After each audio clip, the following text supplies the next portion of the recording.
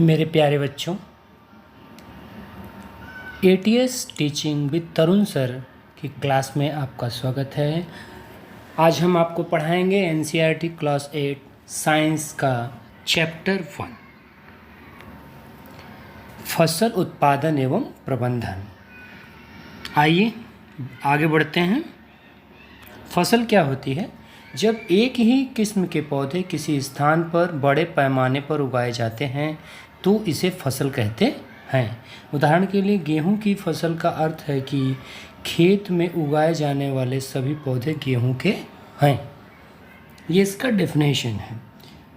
मोटे तौर पर फसलों को दो वर्गों में बांटा जा सकता है। वे इस प्रकार हैं। क्या है देखते हैं।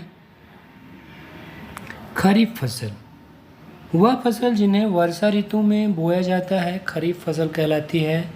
भारत में वर्षा ऋतु सामान्यतः जून से सितंबर तक होती है। धान, मक्का, सोयाबीन, मूंगफली, कपास इत्यादि खरीफ फसलें हैं। दूसरी फसल क्या है? रबी की फसल। शीत ऋतु अक्टूबर से मार्च तक में उगाई जाने वाली फसलें रबी फसलें कहलाती हैं।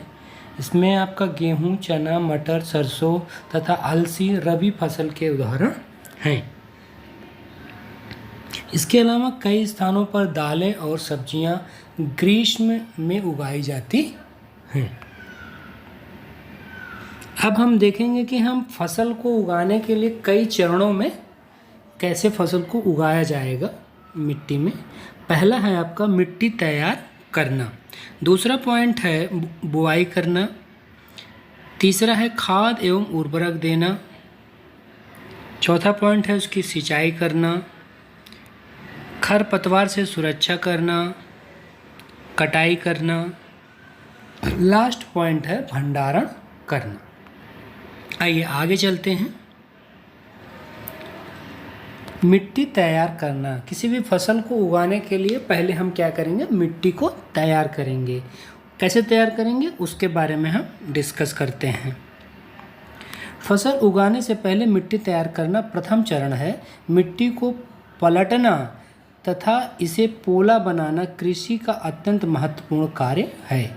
इससे जड़ें भूमि में गहराई तक जा सकती हैं। पोली मिट्टी में गहराई में धंसी जड़ें भी सरलता से श्वसन कर सकती हैं। पोली मिट्टी किस प्रकार पौधों की जड़ों को सरलता से श्वसन करने में सहायक है?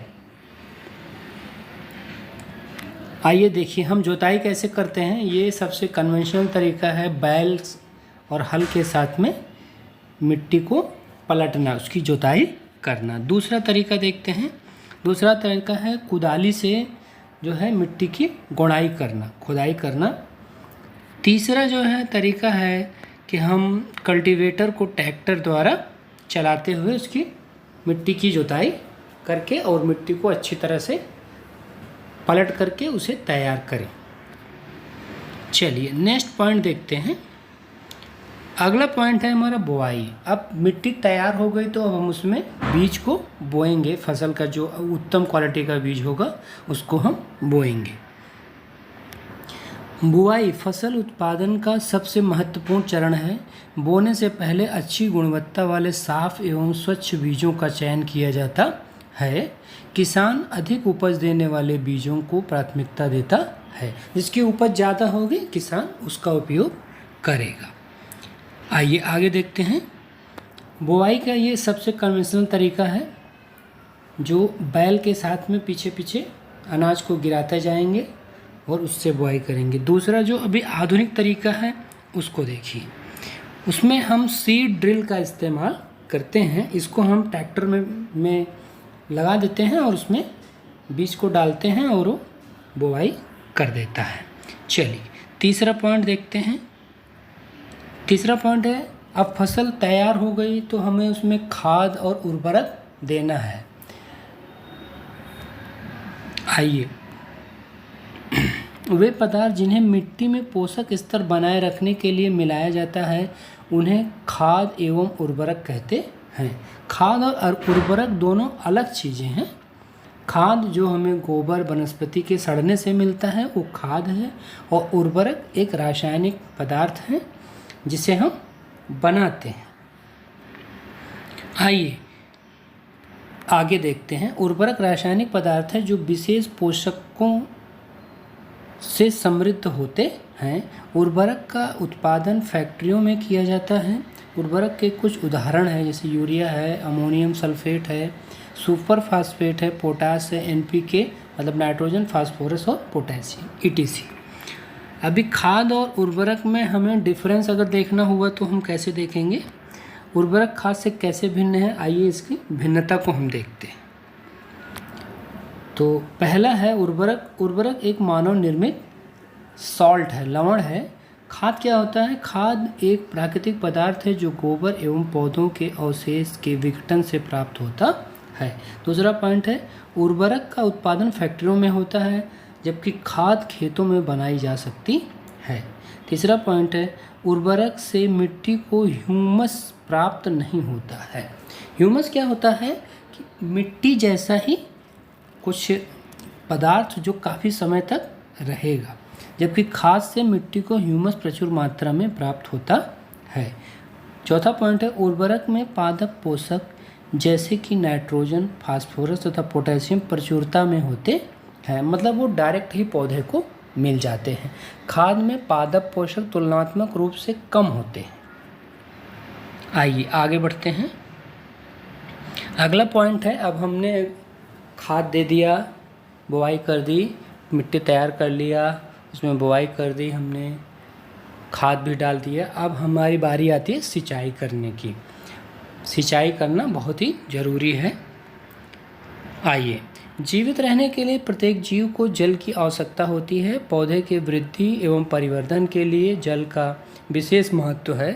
पौधे की जड़ों द्वारा जल का अवशोषण होता है, जिसके साथ खनिजों और उर्वरकों का भी अवशोषण होता है।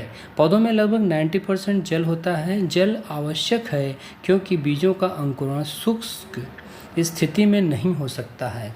अगर पानी नहीं होगा तो बीज का अंकुरण नहीं होगा। आइए आगे देखते हैं।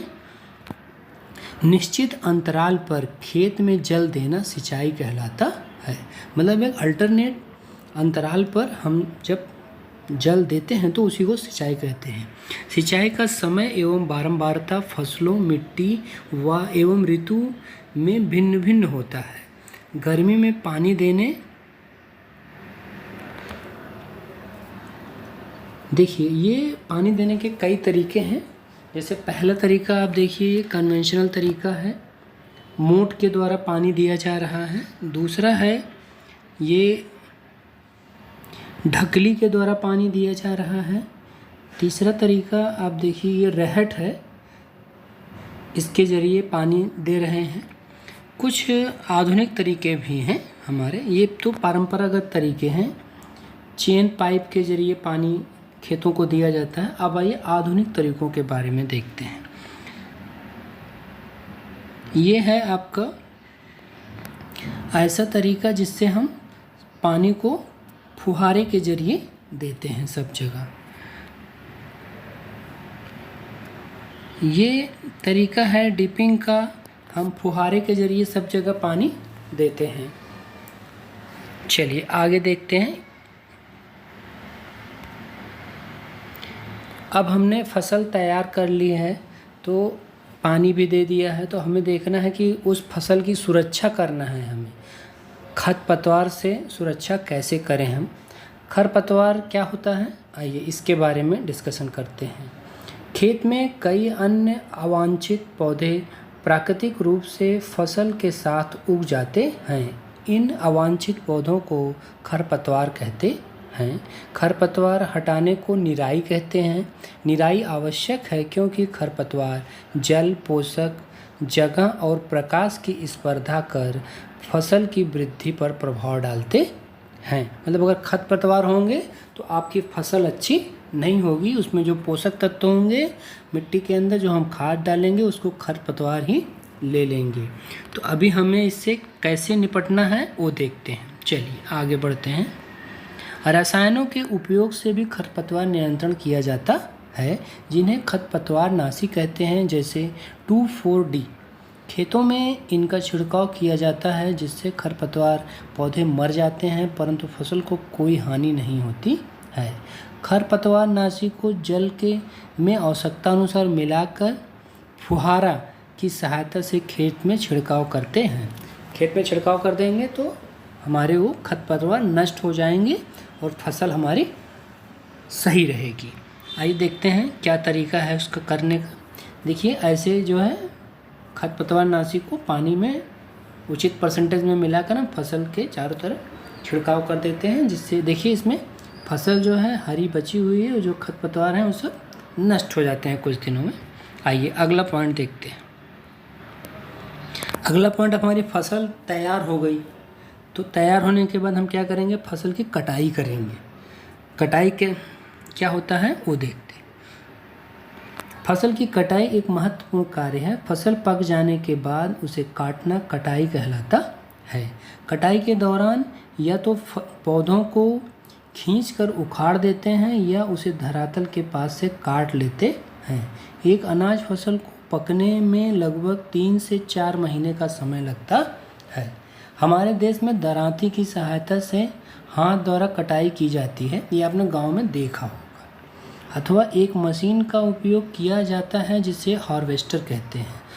काटी गई फसल से बीजों दानों को भूसे से अलग करना होता है, इसे थ्रेशरिंग कहते हैं।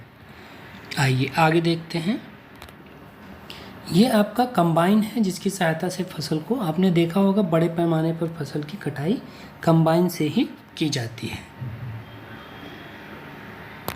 कटाई ऋतु के साथ कुछ विशेष पर्व हैं, जैसे पोंगल है, बैसाखी, ये आपका पंजाब में मनाया जाता है और ये अप्रैल के महीने में पड़ता है। होली है, होली आपके मार्च के महीने में पड़ती है। दिवाली ये आपका जब धान कटता है तब आता है, नवंबर, अक्टूबर या नवंबर में। नवाया है एवं बिहू, बिहू ये असम का त्यौहार है और साल में 3 बार ये मनाया जाता है, अलग अलग फसल कटने के अवसर पर। आइए अगला पॉइंट देखते हैं। अब हमने कटाई कर ली तो कटाई करने के बाद जो हमें अनाज प्राप्त होगा हमें उसका भंडारण करना है। भंडारण करना है मतलब हमें उसको ऐसे रखना है कि वो फसल जो अनाज हमें मिला है वो ख़राब ना हो। आइए कुछ डिटेल देखते हैं।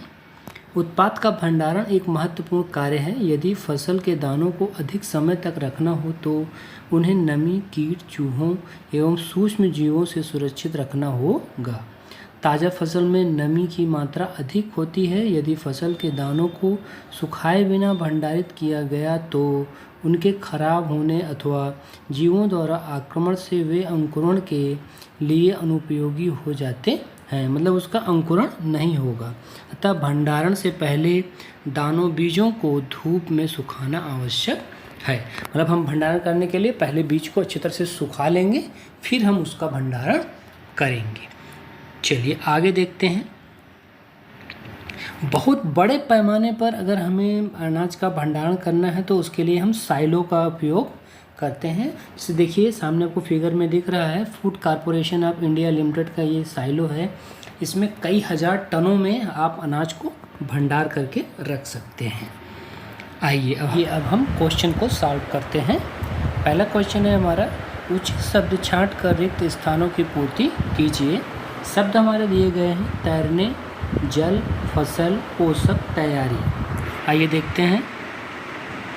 एक स्थान पर एक ही प्रकार के बड़ी मात्रा में उगाए गए पौधों को कहते हैं, क्या कहते हैं ये बताना है हमें, तो इसको हम फसल कहते हैं। आइए दूसरा देखते हैं। फसल उगाने से पहले प्रथम चरण मिट्टी की होती है। इनमें से शब्द लेना है हमें।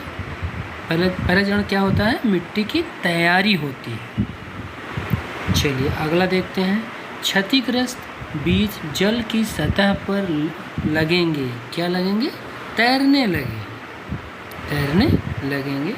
अगला देखते हैं। फसल उगाने के लिए पर्याप्त सूर्य का प्रकाश एवं मिट्टी से क्या, जल तथा पोषक आवश्यक हैं। आइए नेक्स्ट क्वेश्चन को देखते हैं। कॉलम 1 में दिए गए शब्दों का मिलान कॉलम बी से कीजिए। कॉलम ए में क्या है हमारा, 1 नंबर खरीफ का फसल, 2 में रबी का फसल, 3 रासायनिक उर्वरक, चौथा क्या है, कार्बनिक खाद है। कॉलम बी में है हमारे मवेशियों का चारा, यूरिया एवं सुपर फास्फेट, पशु अपशिष्ट, गोबर मूत्र एवं पादप अवशेष, गेहूँ, चना, मटर, धान एवं मक्का। आइए देखते हैं कौन सा किसके साथ मैच करेगा। तो पहला हमारा खरीफ की फसल में क्या आता है, धान एवं मक्का आते हैं। दूसरा रबी की फसल में क्या आता है हमारा, गेहूँ, चना एवं मटर आते हैं। रासायनिक उर्वरक में क्या हो जाएगा हमारा, यूरिया एवं सुपर फास्फेट हो जाएगा। कार्बनिक खाद में क्या होगा हमारा, पशु अपशिष्ट, गोबर मूत्र एवं पादप अवशेष। इसमें क्या बचा, मवेशियों का चारा, ये भी कार्बनिक खाद ही होता है। चलिए क्वेश्चन है, निम्नलिखित के दो उदाहरण दीजिए, खरीफ की फसल और रबी की फसल। खरीफ, आइए उत्तर देखते हैं। खरीफ की फसल में धान और मक्का आते हैं, जबकि रबी की फसल में गेहूं और चना आते हैं। निम्नलिखित पर अपने शब्दों में एक एक पैराग्राफ लिखिए। मिट्टी तैयार करना, बुआई, निराई, थ्रेशरिंग। आइए हम एक एक करके समझते हैं। मिट्टी तैयार करना कृषि की पहली प्रक्रिया है। इसमें सबसे पहले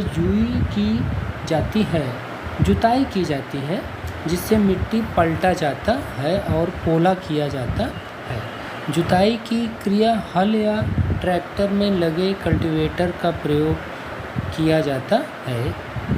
मिट्टी पोला करने से इसमें जड़ें गहराई तक जाती हैं और पोली मिट्टी में रहने वाले सूक्ष्म जीवों को वृद्धि करने में सहायता करती है। पोली मिट्टी में जल को धारण करने की क्षमता अधिक हो जाती है। यही होता है मिट्टी तैयार करना। चलिए नेक्स्ट पॉइंट देखते हैं, बुआई कृषि की दूसरी महत्वपूर्ण प्रक्रिया है, जिसमें बीजों को मिट्टी के अंदर डाला जाता है। बोने से पहले उत्तम किस्म के बीजों का चयन किया जाता है और जो अधिक उपज देती हों और स्वस्थ हों, ऐसे ही हम बीज का सिलेक्शन करेंगे। आइए तीसरा पॉइंट देखते हैं, निराई। खरपतवार को फसलों से हटाने की प्रक्रिया को निराई कहते हैं। इसमें खुरपी जैसे कृषि औजारों को उपयोग किया जाता है। निराई की एक दूसरी विधि है पीड़कनाशियों का उपयोग, जिन्हें खरपतवारनाशी भी कहते हैं। ये फसलों में अवांछित पौधों को नष्ट कर देते हैं। आइए नेक्स्ट पॉइंट देखते हैं, थ्रेसिंग। काटी गई फसलों से बीजों दानों को भूसे से अलग करने की विधि को थ्रेसिंग कहते हैं। आजकल थ्रेसिंग के लिए मशीनों का उपयोग किया जाता है। थ्रेसिंग के बाद बीजों का सुरक्षित भंडारण कर लिया जाता है।